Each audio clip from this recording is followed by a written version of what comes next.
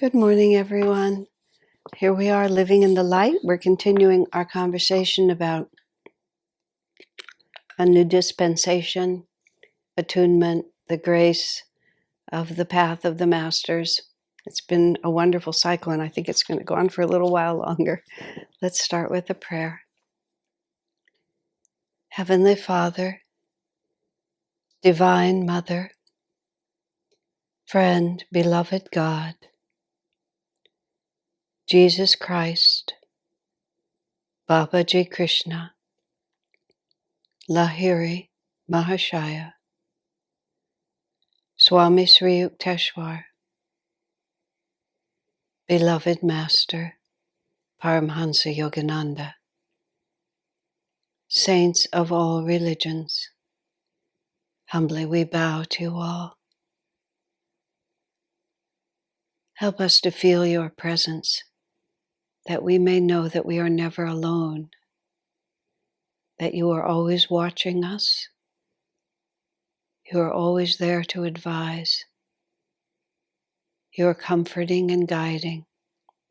Even when we lose track of you, you never lose track of us. We are your children, ever loved, ever blessed, ever safe in your presence. Om. Peace. Amen.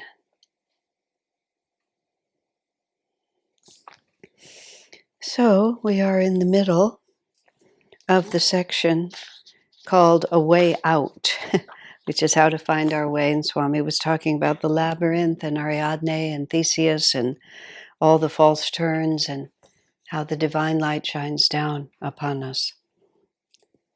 And he yesterday, or well, it was last session, which was a few days ago, he was talking about how these great rivers of consciousness are always flowing through creation, and we're always actually attuning ourselves to some flow of energy.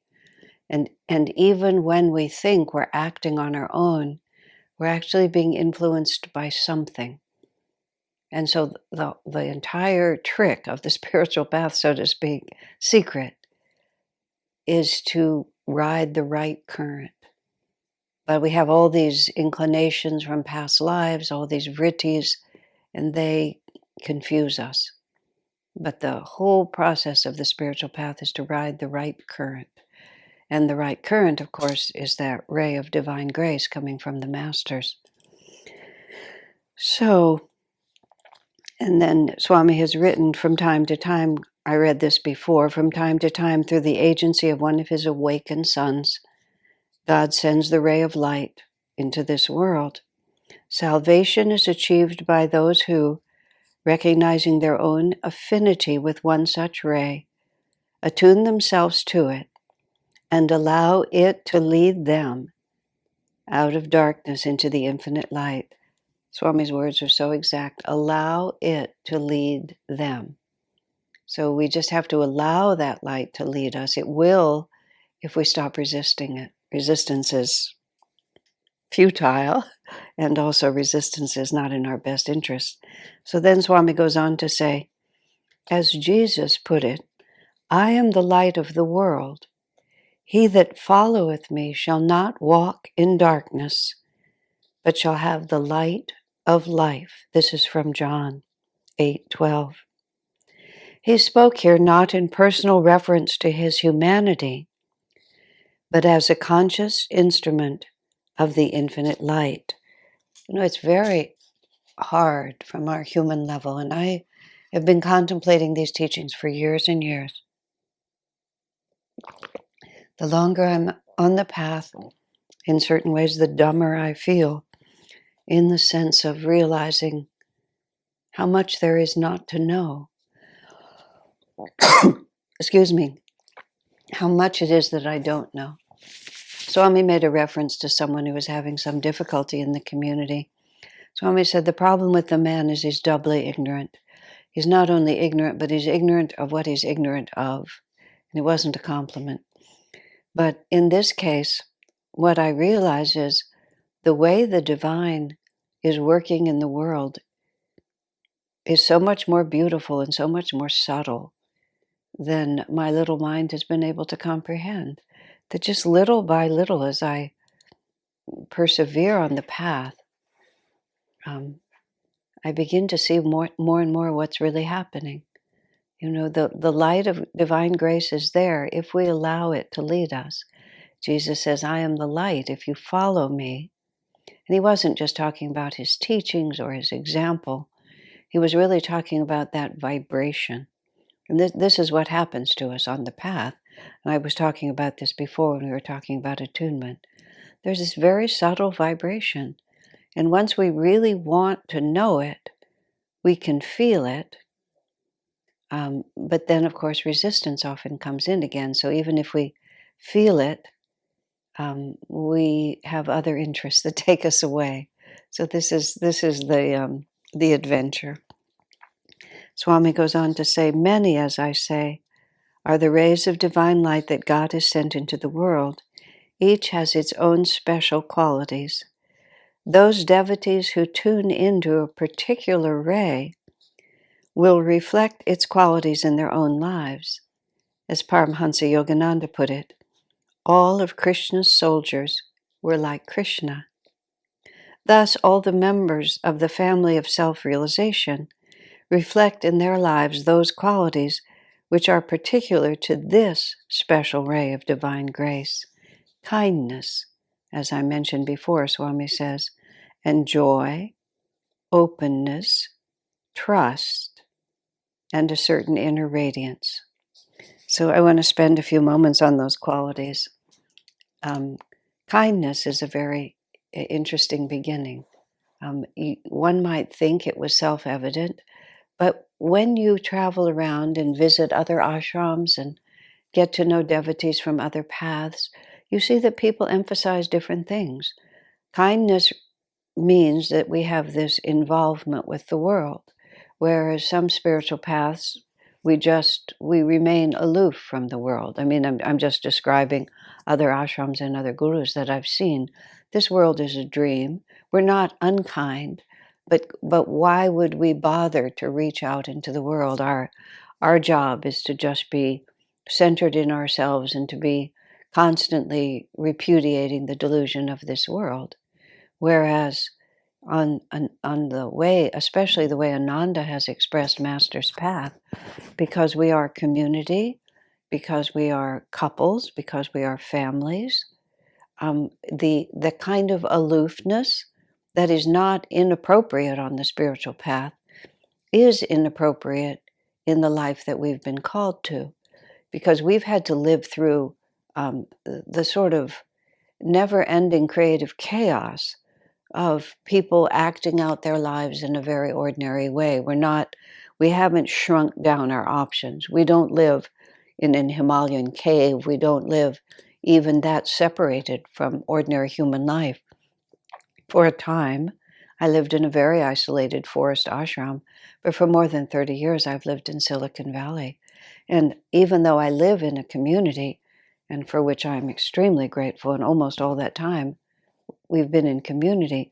Our property is less than 5 acres, and 80 of us, 100 people live on this property.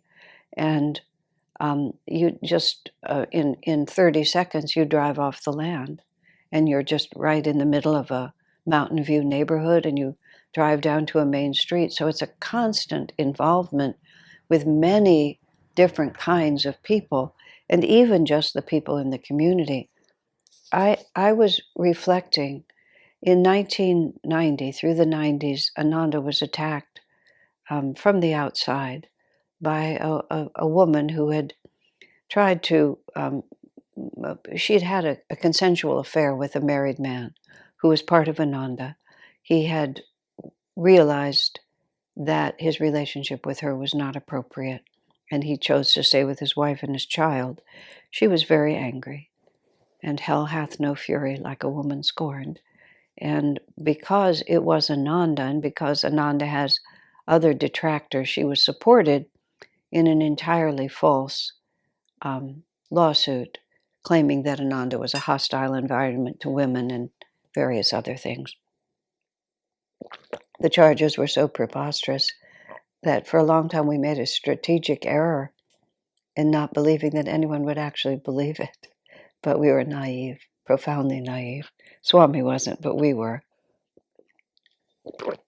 In any case, there was a very clever lawyer who was quite unscrupulous working against us.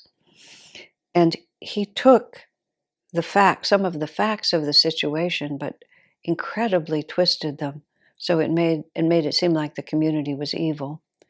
And the primary facts that he took were that we were seriously and deeply concerned about the welfare of the man, the wife, the child, and the other woman. That we were all, the woman who became the plaintiff in the case, that we were really anxious. I mean, I speak collectively, Swami Kriyananda and the community. We were anxious to help them. You know, they had, as Swami says, you can't always control the feelings of the heart. These things happen. People get embroiled in ways that are not appropriate. But if they repent of their confusion or feel guided to say, you know, I need to stay with my marriage, it's the right thing for me, then we want to support them.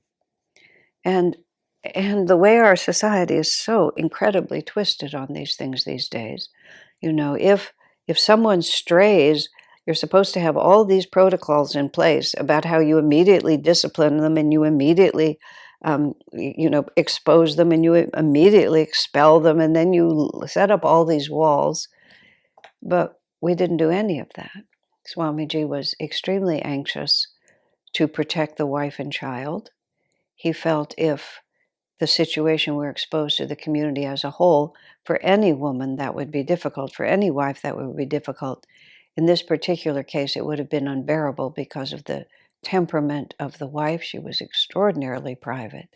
If the whole community had known what was going on, there would have just been no chance of the marriage coming back together. She would have been too humiliated to endure it. So it was kept secret. And it wasn't kept secret to protect Ananda, it was kept secret to help her. And from the other woman's point of view, as Swami said, in situations like this, sympathy tends to go toward the wife rather than toward the other woman.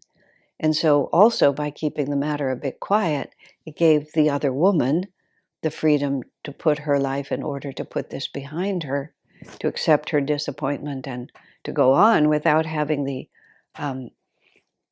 without having other wives unite against her. These are just human nature. This is how it happens. So they were separated and so on like this. All of that was shown how immoral, how lax, how inattentive, how inconsiderate. It just went on and on and on. We were just excoriated for it. And it was a very confusing situation. It just was like a rock that started rolling down the hill and just began rolling like crazy. Like I said, it was all so preposterous.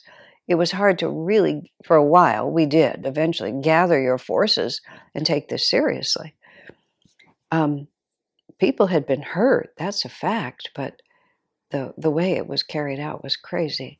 And finally, one day, I finally somehow I just got clarity on what was happening. And as it happened, I presented it as a Sunday sermon.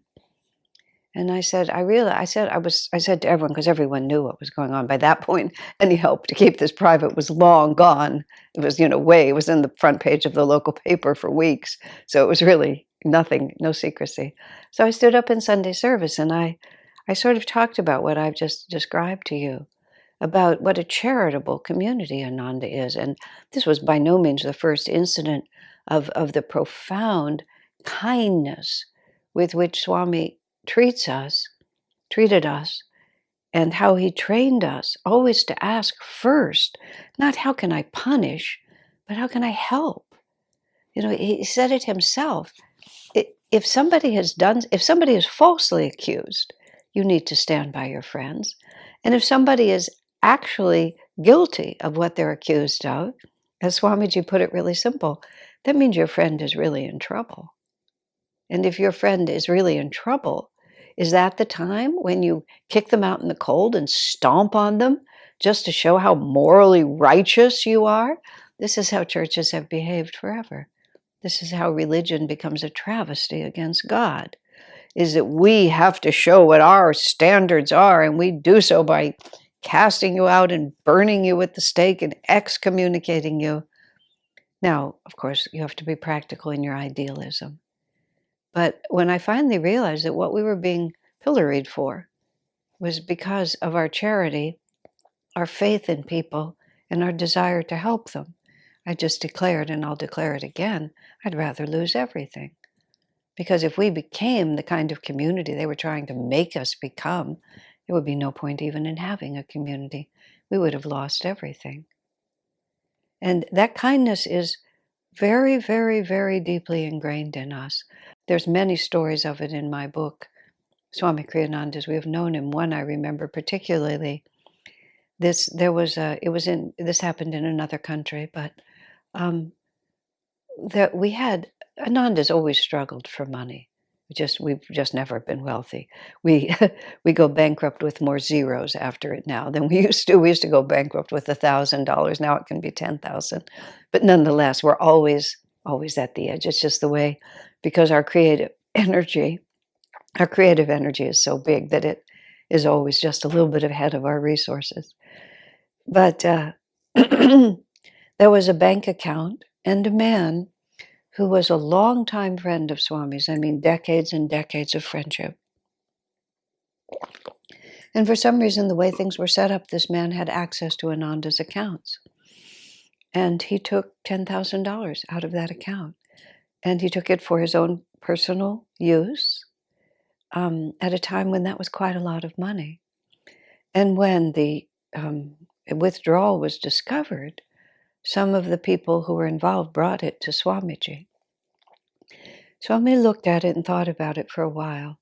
And he said, my friend, he said, he feels entirely justified in his own mind in doing this.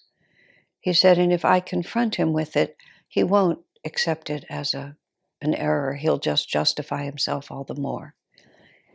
He said, most people value money over friendship.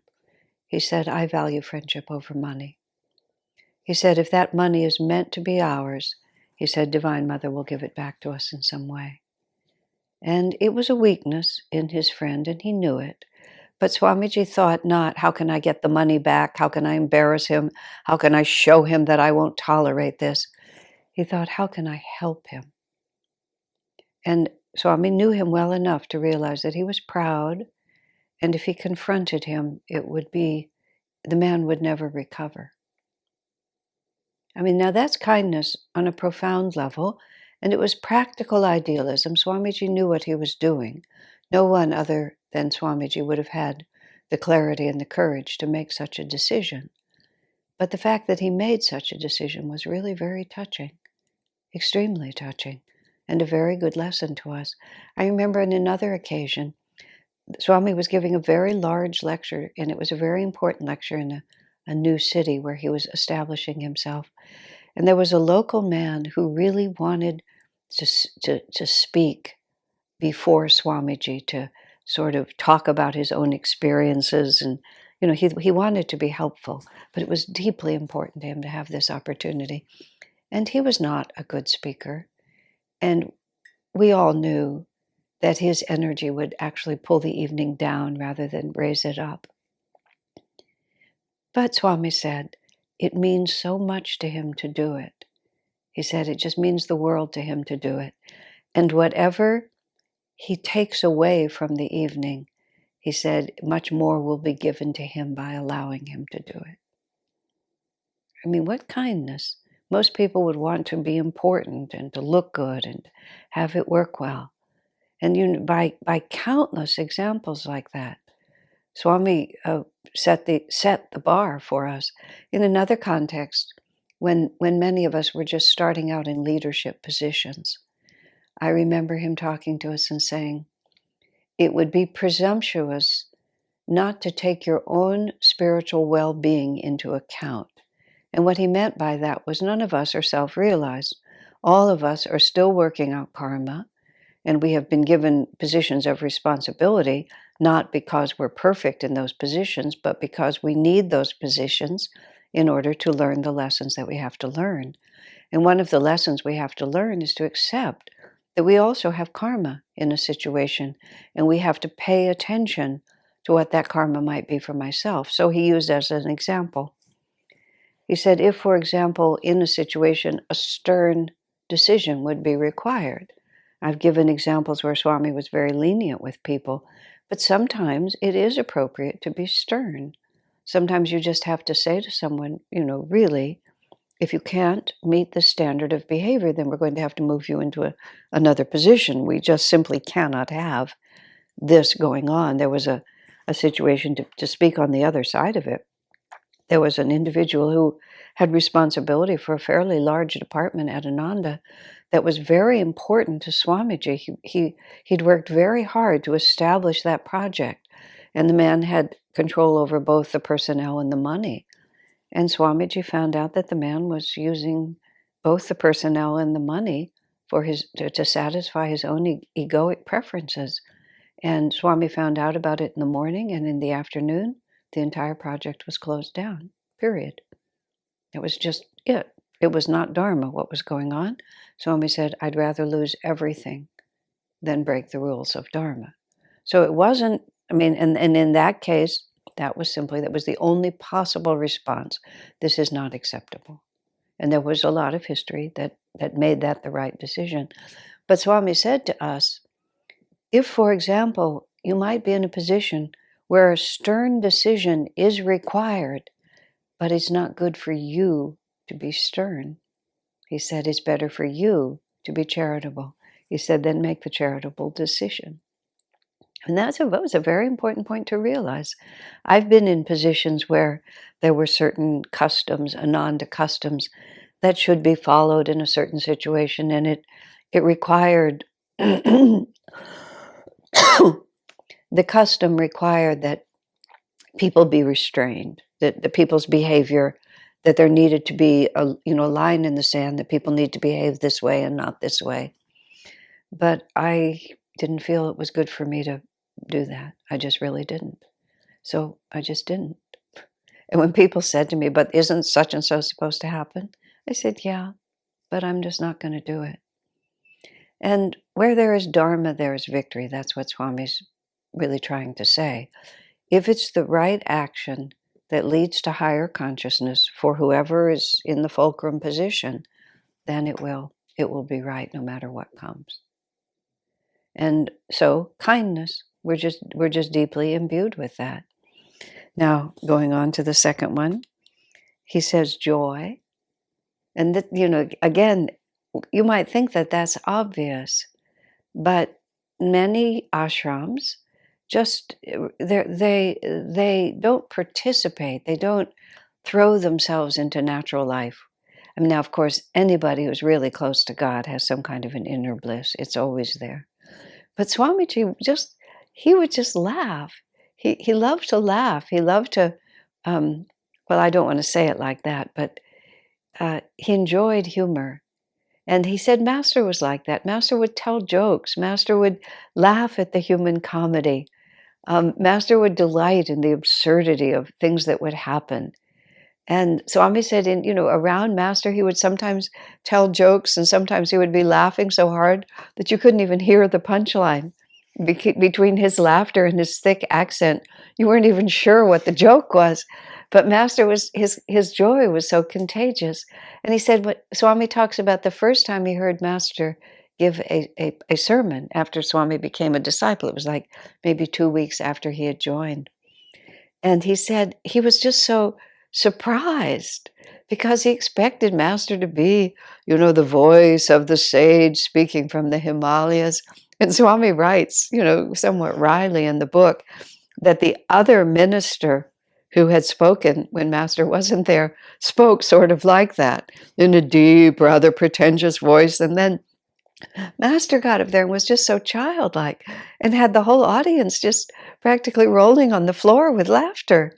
Just the tiny bubble of laughter had just become the sea of mirth and was just telling all these happy stories. But then Swami observed that when everybody was so relaxed and so open, and the other thing that laughter does is it brings you into the now. When you're laughing, You're in the exact moment, in that very moment, you're laughing. That's why often grief and sadness begins to be overcome of all things with laughter, because laughter brings you into the now and you forget what it is that you're supposed to be worried about the future, sad about the past. You're just in the moment laughing. And in that now, that's a super conscious moment, Swami observed that Master would slip in serious statements.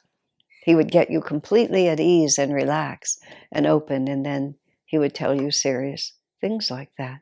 So the very nature of Ananda, I mean, we do funny skits. Swami would read us P.G. Wodehouse stories.